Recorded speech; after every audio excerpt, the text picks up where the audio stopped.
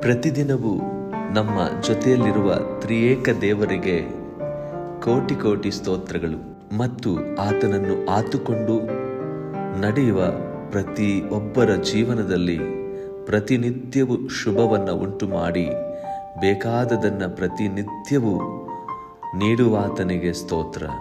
ಆಮೇನ್. ಕಣ್ಣೀರಿನ ಮೊರೆಗಳು ಏಳು ಪ್ರಕಾಶಿಸು, ನಿನಗೆ ಕರ್ತನ ಬೆಳಕು ಬಂತು. ಇದುವರೆಗೂ ಈ ಸೇವೆಯನ್ನು ಪ್ರೀತಿಸುವ ಎಲ್ಲ ದೇವರ ಮಕ್ಕಳಿಗೂ ಮನಸಾರೆ ವಂದಿಸುತ್ತೇನೆ. ಕರ್ತನು ನಿಮ್ಮೆಲ್ಲರನ್ನು ಹೇರಳವಾಗಿ ಆಶೀರ್ವದಿಸಲಿ. ಇವತ್ತು ನಾವು ದೇವರ ವಾಕ್ಯವು ಆತ್ಮೀಕ ಲೋಕದ ಕುರಿತಾಗಿ ನಾವು ನೋಡೋಣ.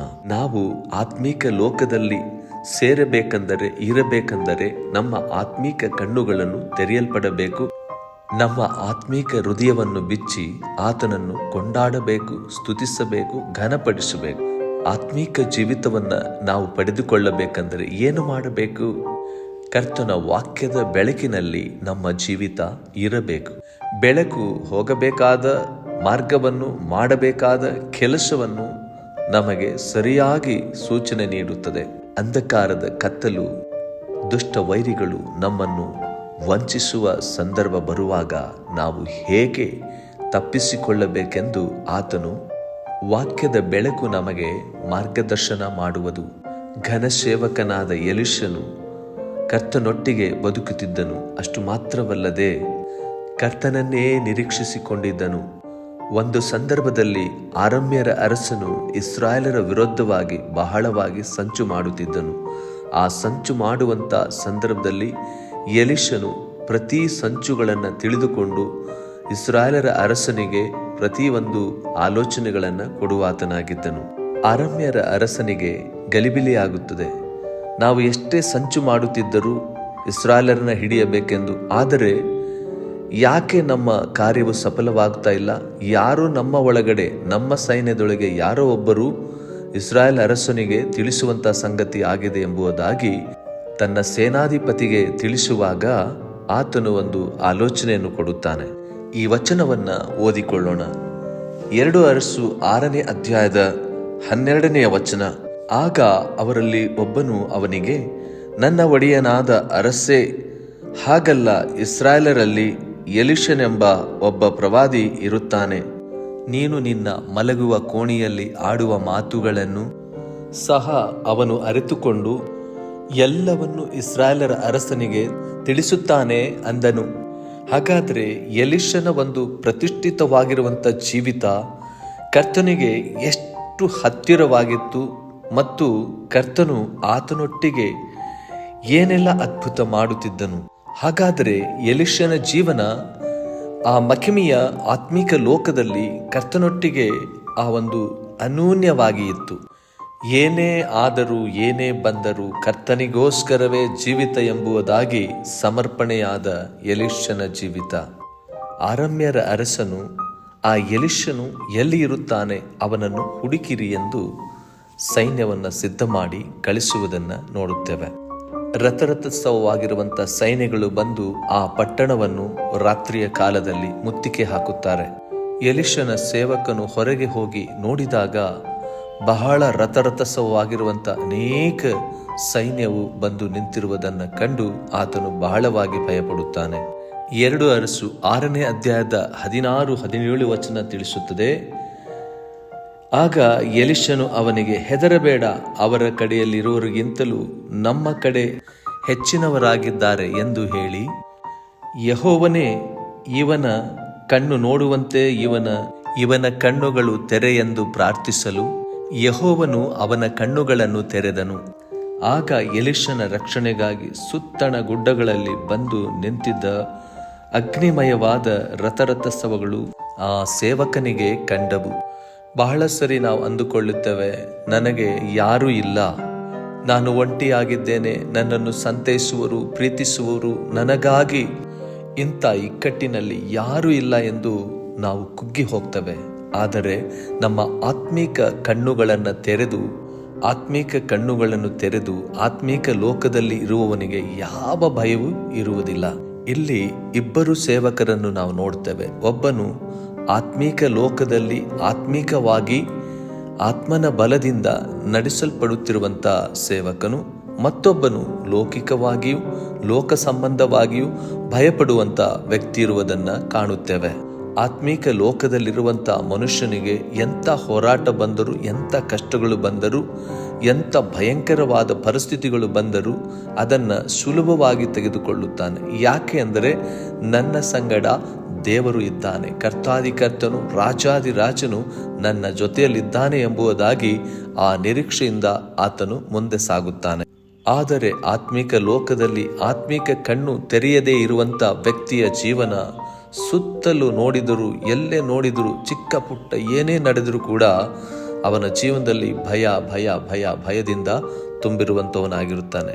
ಯಾಕೆ ಅಂದರೆ ಹೆಸರಿಗೆ ಮಾತ್ರ ಕ್ರೈಸ್ತನಾಗಿರುವವನ ಜೀವನದಲ್ಲಿ ಇನ್ನು ಪವಿತ್ರಾತ್ಮನ ಒಂದು ಪ್ರಸನ್ನತೆ ಆಗಿರುವುದಿಲ್ಲ. ಹಾಗಾಗಿ ಅವನ ಜೀವನದಲ್ಲಿ ಚಿಕ್ಕ ಪುಟ್ಟ ಏನೇ ನಡೆದರೂ ಕೂಡ ಅದನ್ನು ಭಯಂಕರವಾಗಿ ತಿಳಿದುಕೊಳ್ಳುತ್ತಾನೆ. ಎಲಿಷನಿಗೆ ಯಾವ ಭಯವೂ ಭೀತಿಯೂ ಇರಲಿಲ್ಲ. ಮಾಂಸದ ರಥಬಲವನ್ನು ಕಂಡು ಆತನು ದಿಗಿಲು ಪಡಲಿಲ್ಲ. ಎಲಿಷನನ್ನು ರಕ್ಷಣೆ ಮಾಡುವುದಕ್ಕಾಗಿ ಪರಲೋಕ ಸೈನ್ಯವೇ, ಪರಲೋಕ ರಥ ಸವಗಳೇ ಇಳಿದು ಬಂದವು ಎಂಬುದಾಗಿ ನಾವು ನೋಡ್ತೇವೆ. ದೇವರು ತನ್ನ ಸೇವಕನಿಗೋಸ್ಕರ ಸಿದ್ಧ ಮಾಡುವಂಥ ಮಹಾ ಸೈನ್ಯ, ಆಮೇನ್, ಅದು ಭಯಂಕರವಾಗಿರುವಂಥ ಆ ಸೈನ್ಯದ ಮುಂದೆ ಯಾರು ನಿಂತುಕೊಳ್ಳುವುದಕ್ಕೆ ಆಗುವುದಿಲ್ಲ. ಅಂಥ ಮಹಿಮೆಯಾದ ಸೈನ್ಯವು ದೇವರ ಸೇವಕನಿಗೆ ಕರ್ತಾದಿಕರ್ತನು ಕೊಡುವವನಾಗಿದ್ದಾನೆ. ಕರ್ತನು ನಮ್ಮ ಕಣ್ಣಿಗೆ ಕಾಣಿಸಿದಂಥ ಒಂದು ಆತ್ಮಿಕ ಜಗತ್ತನ್ನು ಸಿದ್ಧ ಮಾಡಿದ್ದಾನೆ. ಅದನ್ನು ನೋಡಬೇಕಂದ್ರೆ ಆತ್ಮಿಕ ಕಣ್ಣು ತೆರೆಯಲ್ಪಡಬೇಕು. ನಮ್ಮ ರಕ್ಷಣೆಗಾಗಿ ದೇವದೂತರನ್ನ ಆತನು ಇಟ್ಟಿದ್ದಾನೆ. ಆಮೇನ್. ಕೀರ್ತನೆ 91ನೇ ಅಧ್ಯಾಯದ 11ನೇ ವಚನವು ಹೇಳುತ್ತದೆ, ನೀನು ಹೋಗುವಾಗಲೆಲ್ಲ ನಿನ್ನನ್ನು ಕಾಯುವುದಕ್ಕೆ ಆತನು ನಿನ್ನ ವಿಷಯವಾಗಿ ತನ್ನ ದೂತರಿಗೆ ಅಪ್ಪಣೆ ಕೊಡುವನು. ಈ ಜಗತ್ತಿನಲ್ಲಿ ಎಷ್ಟು ಅಂಧಕಾರ ತುಂಬಿದೆ. ಎಲ್ಲಿ ಹೋದರೂ ಹೆಜ್ಜೆ ಹೆಜ್ಜೆಗೂ ಭಯ ಭೀತಿಗಳು. ಅಷ್ಟು ಮಾತ್ರವಲ್ಲದೆ ನಮ್ಮನ್ನು ಕೊಂದು ಹಾಕುವಂಥ ಸೈತಾನನು ಮಾಡಿರುವಂಥ ಅನೇಕ ತಂತ್ರಗಳಿದ್ದಾವೆ. ಆದರೂ ಕೂಡ ಅವು ಯಾವುದು ನಮ್ಮನ್ನು ಮುಟ್ಟದಂತೆ ತಾಕದಂತೆ ನಮ್ಮ ವಿಷಯದಲ್ಲಿ ಕರ್ತನು ಏನು ಮಾಡಿದ್ದಾನೆ, ತನ್ನ ದೂತರನ್ನ ವಿಶೇಷ ಸಹಾಯ ಮಾಡಿ ರಕ್ಷಣೆ ಮಾಡುವುದಕ್ಕಾಗಿ ತನ್ನ ದೂತರನ್ನು ನಮಗಾಗಿ ಇಟ್ಟಿದ್ದಾನೆ. ಆಮೇನ್.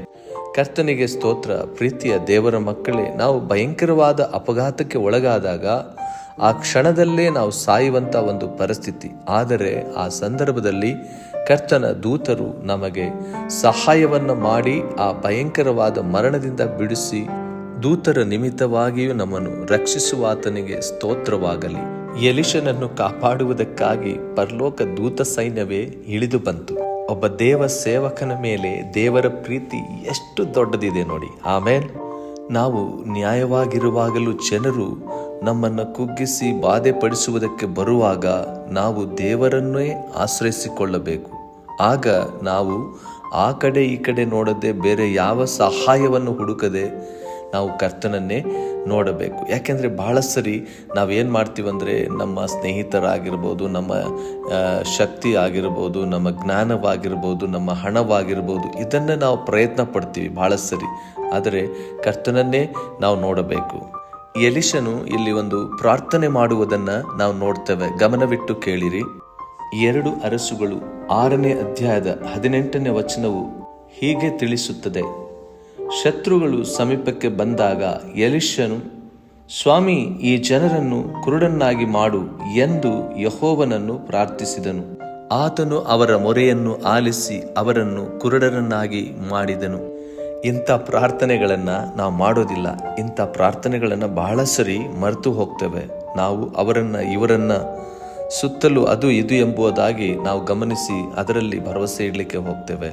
ಪ್ರೀತಿಯ ದೇವರ ಮಕ್ಕಳೇ, ಒಂದು ದಿವಸ ನಾನು ಒಂದು ಮದುವೆಯ ಕಾರ್ಯಕ್ರಮಕ್ಕೆ ಹೋಗಿದ್ದೆ. ಮದುವೆಯ ಕಾರ್ಯವೆಲ್ಲ ಬಹಳ ಅಂದವಾಗಿ ಚಂದವಾಗಿ ನಡೆಯಿತು. ಆದರೆ ಹುಡುಗಿಯ ಕಡೆಯವರು ಹುಡುಗನ ಕಡೆಯವರ ಮೇಲೆ ಜಗಳಕ್ಕೆ ಹೋಗುತ್ತಾರೆ. ಯಾಕೆ ಜಗಳ ಅಂದರೆ, ನಮ್ಮ ಊರಿನಲ್ಲಿ ನೀವು ಕ್ರಿಶ್ಚಿಯನ್ ಮದುವೆ ಮಾಡಿದ್ದೀರೆಂದು ಅವರು ಬಹಳ ರೋಷದಿಂದ ಬಂದರು. ಕಡೆಯವರು ಸ್ವಲ್ಪ ಜನರು ದೇವರನ್ನ ವಿರೋಧಿಸುವರಾಗಿದ್ದರು. ಆಗ ನಾನು ಎದ್ದು, ಅಣ್ಣ, ಜಗಳ ಬ್ಯಾಡ್ರಣ, ಜಗಳ ಹೊಡೆದಾಟ ಬ್ಯಾಡ್ರಣ, ಹೇಗೋ ಮದುವೆ ಚೆನ್ನಾಗಿ ಆಯ್ತಲ್ಲ, ಸಾಕು ಬಿಡ್ರಣ ಅಂತ ನಾನು ಹೇಳಿದರೆ ಅವರು ನನ್ನ ಮೇಲೆ ತಿರುಗಿ ಬಿದ್ದು, ಓ ಇವನು ಕೂಡ ಕ್ರಿಶ್ಚಿಯನೇ, ಇವನಿಗೂ ಕೂಡ ಹಿಡಿದು ಹೊಡಿರಿ ಎಂಬುದಾಗಿ ಹೇಳಿದರು. ಆಗ ಆ ಕಡೆ ಈ ಕಡೆ ಜನರೆಲ್ಲ ನಮ್ಮನ್ನು ರಕ್ಷಣೆ ಮಾಡಿ ಒಂದು ರೂಮಿಗೆ ಹಾಕಿದರು. ಇದು ಕೂಡ ದೇವರ ಕೃಪೆಯಾಗಿದೆ. ಆ ಕಡೆ ಈ ಕಡೆ ಎಲ್ಲ ಊರಿನ ಜನರು ದೊಡ್ಡ ಗದ್ದಲವಾಗಿ ಅವ್ರು ಹೇಳ್ತಾ ಇದ್ದಾರೆ, ಇವತ್ತು ಕ್ರೈಸ್ತರು ನೀವು ಊರಿಗೆ ಹೇಗೆ ಹೋಗ್ತೀರಾ, ನಾವು ನೋಡ್ತೇವೆ, ನಿಮ್ಮನ್ನು ಇವತ್ತು ಇಲ್ಲೇ ಸಾಯಿಸ್ತೀವಿ, ಹಾಗೆ ಹೀಗೆ ಅಂತ ಬಹಳವಾಗಿ ಮಾತಾಡಿದರು. ಆದರೆ ನಮ್ಮ ದೇವರು ಸರ್ವಶಕ್ತನು, ಸೇನೆಗಳ ಕರ್ತನು, ಸೇನಾಧೀಶ್ವರನು ಎಂದು, ಅದ್ಭುತ ಸ್ವರೂಪನೆಂದು ಅವರಿಗೆ ಗೊತ್ತಿಲ್ಲ. ನನ್ನ ಜೊತೆಯಲ್ಲಿ ಇನ್ನೊಬ್ಬ ಸಹೋದರನಿದ್ದನು. ನಾವಿಬ್ಬರು ಆ ರೂಮಲ್ಲಿ ಒಂದು ಸ್ವಲ್ಪ ಹೊತ್ತು, ಒಂದು 15 ನಿಮಿಷಗಳು ಕಾಲ ನಾವು ಕಣ್ಣೀರಿಟ್ಟು ಕರ್ತನನ್ನ ಪ್ರಾರ್ಥನೆ ಮಾಡಿದ್ವಿ.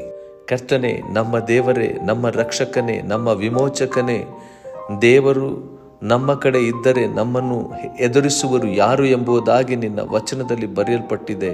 ಈ ಸಂದರ್ಭದಲ್ಲಿ ನಿಂತಿರುವಂಥ ಈ ಜನರ ಮುಂದೆ, ಈ ಗುಂಪುಗಳ ಮುಂದೆ ನಾವು ಹೇಗೆ ಹೋಗಬೇಕು, ನೀನೇ ಮಾರ್ಗ ಮಾಡಬೇಕು. ಅವರ ಕಣ್ಣುಗಳು ನಮ್ಮ ಮೇಲೆ ಬೀಳದಂತೆ ನಮ್ಮನ್ನು ಸಹಾಯ ಮಾಡಿ ಕರೆದುಕೊಂಡು ಹೋಗು ಎಂಬುದಾಗಿ ಹೇಳಿ ನಾವು ಪ್ರಾರ್ಥನೆ ಮಾಡಿ ಹೊರಗೆ ಬಂದ್ವಿ.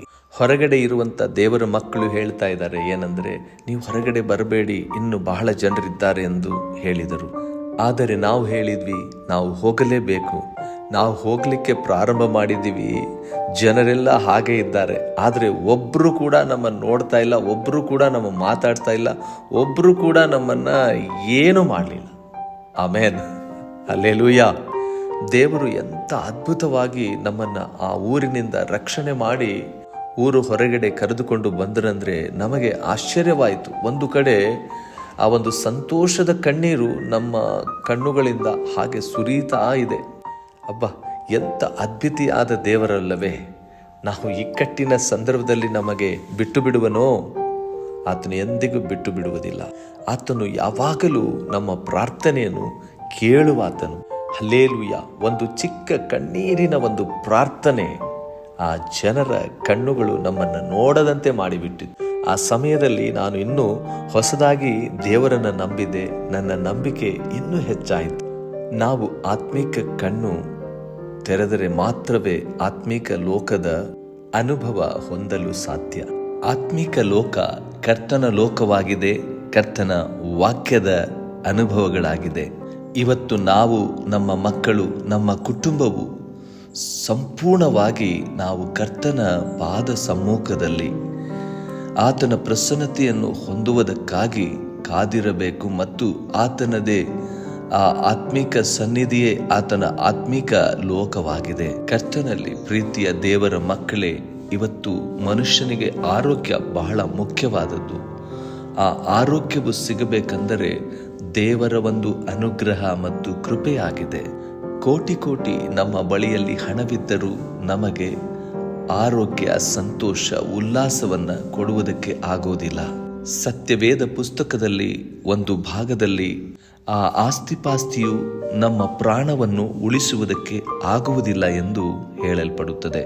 ಆ ವಚನವನ್ನ ಓದಿಕೊಳ್ಳೋಣ. ಕೀರ್ತನೆ 49ನೇ ಅಧ್ಯಾಯದ 6ನೇ ವಚನದಿಂದ 9ನೇ ವಚನದವರೆಗೂ ಓದಿಕೊಳ್ಳೋಣ.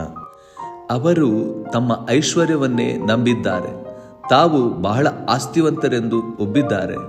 ಆದರೆ ಯಾವನಾದರೂ ತನ್ನ ಸಹೋದರನು ಸಮಾಧಿಯಲ್ಲಿ ಸೇರದೆ ಶಾಶ್ವತವಾಗಿ ಬದುಕಿಸುವುದಕ್ಕಾಗಿ ದೇವರಿಗೆ ಈಡನ್ನು ಕೊಟ್ಟು ಅವನ ಪ್ರಾಣವನ್ನು ಬಿಡಿಸಲಾರನು. ಮರಣವನ್ನು ತಪ್ಪಿಸಿಕೊಳ್ಳುವುದಕ್ಕೆ ಎಷ್ಟು ಹಣ ಕೊಟ್ಟರೂ ಸಾಲುವುದೇ ಇಲ್ಲ. ಅಂಥ ಪ್ರಯತ್ನವು ನಿಷ್ಫಲವೆಂದು ಬಿಟ್ಟು ಬಿಡಬೇಕು. ಈಗ ನೋಡಿದರಲ್ಲ, ನಮ್ಮಲ್ಲಿ ಎಷ್ಟೇ ಹಣವಿದ್ದರೂ, ಆಸ್ತಿಪಾಸ್ತಿ ಇದ್ದರೂ ನಮಗೆ ಮರಣ ಬರುವಾಗ ಅದರಿಂದ ತಪ್ಪಿಸಿಕೊಳ್ಳುವುದಕ್ಕೆ ಆಗುವುದೇ ಇಲ್ಲ. ನಿನಗೆ ಆರೋಗ್ಯ ಬೇಕೋ? ಯೇಸು ಕರೆಯುತ್ತಾನೆ, ಎಲೆ ಕಷ್ಟಪಡುವವರೇ, ಹೊರೆ ಹೊತ್ತವರೇ, ನೀವೆಲ್ಲರೂ ನನ್ನ ಬಳಿಗೆ ಬನ್ನಿರಿ, ನಾನು ನಿಮಗೆ ವಿಶ್ರಾಂತಿಯನ್ನು ಕೊಡುತ್ತೇನೆ. ಕರ್ತನಾದ ಯೇಸು ಕ್ರಿಸ್ತನ ಬಳಿಯಲ್ಲಿ ಬರುವುದಾದರೆ ನಿನ್ನ ಕೊನೆಯ ಗಳಿಗೆ ಇರಬಹುದು, ಕೊನೆಯ ಸಮಯವಾಗಿರಬಹುದು, ಅಷ್ಟೇ ಮುಗಿಯಿತು ಜೀವನ ಎಂಬುದಾಗಿ ನೀನು ಅಂದುಕೊಂಡಿರಬಹುದು. ಆ ಗಳಿಗೆಯಲ್ಲೇ, ಆ ಸಮಯದಲ್ಲೇ ಯೇಸಯ್ಯ ನಿನ್ನನ್ನು ಬಿಡುಗಡೆ ಕೊಟ್ಟು ಬಿಡಿಸಲು ಶಕ್ತನಾಗಿದ್ದಾನೆ.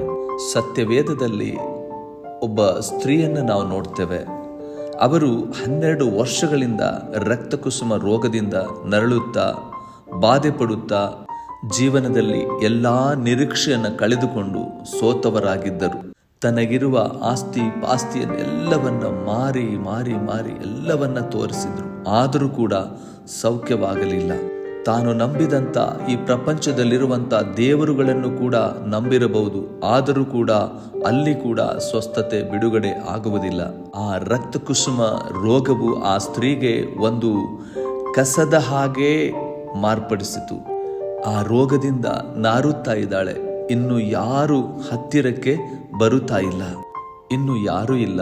ಹಣ ಖರ್ಚು ಮಾಡುವರು, ತೋರಿಸುವರು ಮತ್ತು ಎಲ್ಲರೂ ದೂರವಾದರು. ಇನ್ನು ಮುಗಿಯಿತು ಜೀವನ, ಇಷ್ಟೇ ಅಂತ್ಯ ಎಂಬುದಾಗಿ ಅಂದುಕೊಂಡಳು.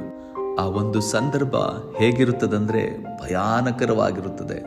ನಾನು ಕೂಡ ಆ ಒಂದು ವ್ಯಾಧಿಯಲ್ಲಿರುವಾಗ ಅದನ್ನು ಅನುಭವಿಸಿದ್ದೇನೆ. ಹಾಗಾಗಿ ಯಾಕೆ ಅಂದರೆ ಯಾರೂ ಇಲ್ಲದಂಥ ಪರಿಸ್ಥಿತಿಗಳು, ಎಲ್ಲರೂ ದೂರವಾದಾಗ ಆ ಒಂದು ಕಣ್ಣೀರು ಧಾರಾಕಾರವಾಗಿ ಸುರಿಯುತ್ತಾ ಇರುತ್ತದೆ. ನನ್ನವರನ್ನವರು ಯಾರೂ ಇಲ್ಲವಲ್ಲ, ನಾನು ಎಷ್ಟು ದೂರವಾದೆ ಅಲ್ಲ, ಎಲ್ಲರೂ ನನ್ನನ್ನು ದೂರ ಮಾಡಿದ್ರೆಂಬುದಾಗಿ ತುಂಬ ನೋವಾಗುತ್ತದೆ. ಪ್ರತಿದಿನವೂ ಆ ಒಂಟಿತನವು ಕುಗ್ಗಿಸುತ್ತಾ ಇರುತ್ತದೆ. ಯೇಸಯ್ಯ ಈ ಸ್ತ್ರೀಯ ಜೀವನದಲ್ಲಿ ಒಂದು ದಿವಸ ಬೆಳಕಾಗಿ ಬರುತ್ತಾರೆ. ಆ ಸ್ತ್ರೀಯು ಇರುವ ಮಾರ್ಗದ ಕಡೆಗೆ ಬರುತ್ತಿರುವಾಗ ಆ ಒಂದು ಸ್ತ್ರೀಯು ಅಂದುಕೊಳ್ಳುತ್ತಾಳೆ ಏನೆಂದರೆ, ನಾನು ಯೇಸಯ್ಯನನ್ನು ಮುಟ್ಟಬೇಕು. ಆಮೇನ್. ಇವರ ಹೃದಯದಲ್ಲಿ ನಿಶ್ಚಯ ಮಾಡಿದರು ಏನೆಂದರೆ, ನಾನು ಯೇಸು ಕರ್ತನನ್ನು ಮುಟ್ಟುತ್ತೇನೆ, ಆತನನ್ನು ಮುಟ್ಟುವುದರಿಂದ ನನಗೆ ಕಾಡುವಂಥ ರೋಗವು ಹೋಗಿ ನಾನು ಸ್ವಸ್ಥವಾಗುತ್ತೇನೆಂಬುದಾಗಿ ನಂಬಿಕೆಯಿಂದ ವಿಶ್ವಾಸದಿಂದ ಯೇಸು ಕರ್ತನ ಗುಂಡಿಯನ್ನು, ಆತನ ವಸ್ತ್ರವನ್ನು ಮುಟ್ಟಿದಳೆಂಬುದಾಗಿ ನಾವು ನೋಡ್ತೇವೆ. ಹಲ್ಲೆಲೂಯಾ, ಕರ್ತನಿಗೆ ಸ್ತೋತ್ರವಾಗಲಿ. ಹಾಗೆ ಮುಟ್ಟಿದ ತಕ್ಷಣವೇ ಇಲ್ಲಿ ಏನನ್ನು ನಾವು ನೋಡ್ತೀವಂದರೆ, ವ್ಯತ್ಯಾಸವಾದ ಒಂದು ಕಾರ್ಯವೇನೆಂದರೆ, ನಂಬಿಕೆ ಇಡುವ ಪ್ರತಿಯೊಬ್ಬರೂ ದೇವರ ಮಹಿಮೆಯನ್ನು ನೋಡುವರೆನ್ನುವಂಥ ಒಂದು ಕಾರ್ಯವನ್ನು ನಾವು ನೋಡ್ತೇವೆ. ಹಾಗೆ ವಿಶ್ವಾಸದಿಂದ ಮುಟ್ಟಿದ ಆ ಸ್ತ್ರೀಯ ಜೀವನದಲ್ಲಿ ಮುಟ್ಟಿದ ತಕ್ಷಣವೇ ಆ ಸ್ತ್ರೀಯು ಸಂಪೂರ್ಣವಾಗಿ ವಾಸಿಯಾದಳು. ಆಮೇನ್. ಎಂಥ ಒಂದು ಅದ್ವಿತೀಯಾದ ಸಂಗತಿ ಅಲ್ಲವೇ? ಆಮೇನ್. ಎಷ್ಟು ವರ್ಷಗಳಿಂದ ಕಾಡುತ್ತಿರುವಂಥ ಒಂದು ರೋಗವು ಯೇಸಯ್ಯನ ಮೇಲೆ ವಿಶ್ವಾಸವಿಟ್ಟು ಈ ಸ್ತ್ರೀಯು ಮುಟ್ಟಿದಾಗ ಸಂಪೂರ್ಣವಾಗಿ ಸೌಖ್ಯ ಹೊಂದಿದಳು. ಕರ್ತನಿಗೆ ಸ್ತೋತ್ರವಾಗಲಿ. ಪ್ರೀತಿಯ ದೇವರ ಮಕ್ಕಳೇ, ಅಂಥ ಒಂದು ಭಯಂಕರವಾದ ಪರಿಸ್ಥಿತಿಯಲ್ಲಿ, ಅಂಥ ಒಂದು ಗಾಢಾಂಧಕಾರವಾಗಿರುವಂಥ ಮಾರ್ಗದಲ್ಲಿ, ಕತ್ತಲೆಯಲ್ಲಿ ನೀನು ಕುಳಿತಿರುವುದಾದರೆ ಯೇಸು ಕರ್ತನು ನಿನ್ನನ್ನು ಕರೆಯುತ್ತಾ ಇದ್ದಾನೆ. ನಿನ್ನನ್ನು ಪ್ರೀತಿಸಿ ವಾಸಿ ಮಾಡಲಿಕ್ಕೆ ಆತನು ಶಕ್ತನಾಗಿದ್ದಾನೆ. ಇಂಥ ಕಾರ್ಯಗಳು ನಿನ್ನ ಜೀವನದಲ್ಲಿ ನಡೆಯಬೇಕೆಂದರೆ ಆತ್ಮೀಕ ಲೋಕವಾಗಿರುವಂಥ ಯೇಸಯ್ಯನ ಕಡೆಗೆ ನೀನು ತಿರುಗುವುದಾದರೆ, ಆತನನ್ನು ಪ್ರೀತಿಸುವುದಾದರೆ, ನೀನು ಎಂಥ ಆಶೀರ್ವಾದವನ್ನಾದರೂ ನೀನು ಕಂಡುಕೊಳ್ಳಬಹುದು.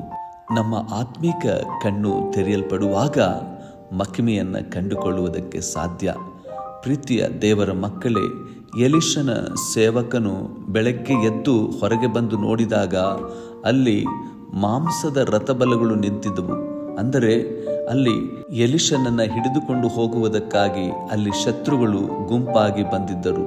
ಎಲಿಷನ ಸೇವಕನು ಬಹಳ ಭಯಪಡುತ್ತಾನೆ. ಅಯ್ಯೋ, ಇನ್ನೇನು ಮುಗಿಯಿತು ನಮ್ಮ ಜೀವನ, ಇಷ್ಟೊಂದು ಜನರು, ಎಷ್ಟು ರಥಗಳು ಬಂದು ನಿಂತಿದ್ದಾವೆ, ಇನ್ನು ನಮಗೆ ಜೀವನವಿಲ್ಲ, ನಮಗೆ ಉಳಿಗಾಲವಿಲ್ಲ, ಅಷ್ಟೇ ಮುಗಿಯಿತು ಎಂಬುದಾಗಿ ಅಂದುಕೊಳ್ಳುತ್ತಾನೆ. ಆತನು ಓಡಿ ಬಂದು ಆ ಸೇವಕನಿಗೆ ಹೇಳುತ್ತಾನೆ, ಗುರುವೇ, ಸೇವಕನೇ, ಇನ್ನೇನು ನಮ್ಮ ಜೀವನ ಮುಗಿಯಿತು, ನಮ್ಮನ್ನು ಸಾಯಿಸಿಬಿಡುತ್ತಾರೆ ಎಂಬುದಾಗಿ ಬಂದು ಹೇಳುವಾಗ ಎಲಿಷನು ಒಂದೇ ಒಂದು ಮಾತನ್ನ ದೇವರಿಗೆ ಹೇಳ್ತಾರೆ. ಏನೆಂದರೆ, ದೇವರೇ, ಈತನ ಕಣ್ಣುಗಳನ್ನು ತೆರೆ. ಆಮೇನ್. ಹಿಂದೆ ನಾವು ವಚನದಲ್ಲಿ ಓದಿದ ಹಾಗೆ ಇವನ ಕಣ್ಣು ಆತ್ಮೀಕವಾದ ಲೋಕವನ್ನು ನೋಡುವಂತೆ ಇವನ ಕಣ್ಣು ತೆರೆ ಎಂದು ಪ್ರಾರ್ಥಿಸಿದನು. ಯಾವಾಗ ಈ ಮನುಷ್ಯನು ದೇವರ ವಾಕ್ಯವನ್ನು ನಂಬಿದನೋ ಆಗ ಈತನ ಕಣ್ಣುಗಳು ತೆರೆಯಲ್ಪಟ್ಟವು. ಇವರ ರಕ್ಷಣೆಗೋಸ್ಕರ ಅಲ್ಲಿ ಪರಲೋಕ ಸೈನ್ಯವೇ, ದೂತರ ಸೈನ್ಯವೇ ಇಳಿದು ಬಂದಿರುವುದನ್ನು ಕಂಡನು. ಇನ್ನೊಂದು ಭಾಗದಲ್ಲಿ ಕರ್ತನ ವಾಕ್ಯವು ಹೇಳುತ್ತದೆ, ಲೋಕದಲ್ಲಿ ಇರುವಾತನಿಗಿಂತಲೂ ನಮ್ಮ ಒಳಗಡೆ ಇರುವಾತನು ದೊಡ್ಡವನು ಎಂಬುದಾಗಿ. ಆಮೇನ್. ಹಾಗಾಗಿ ನಮ್ಮಲ್ಲಿರುವಾತ ದೇವರು ದೊಡ್ಡವನು, ಆತನು ಭಯಂಕರನು, ಸೃಷ್ಟಿಕರ್ತನು. ನಾವು ನಿಜವಾದ ಸತ್ಯವನ್ನ ತಿಳಿದುಕೊಳ್ಳಬೇಕು.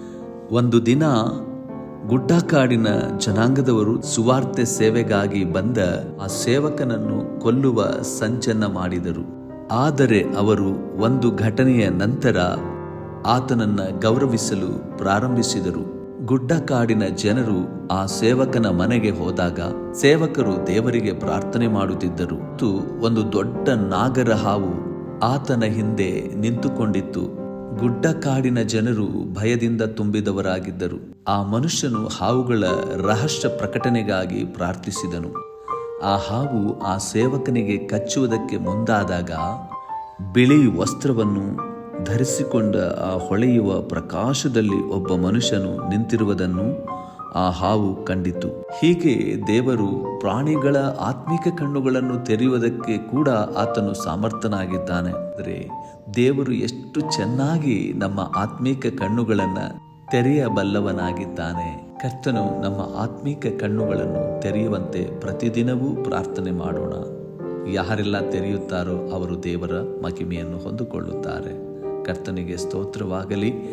ಈ ವಾಕ್ಯಗಳು ನಮ್ಮೆಲ್ಲರ ಜೀವನದಲ್ಲಿ ದೊಡ್ಡ ಆಶೀರ್ವಾದವನ್ನು, ಬಿಡುಗಡೆಯನ್ನು ತರಲಿ.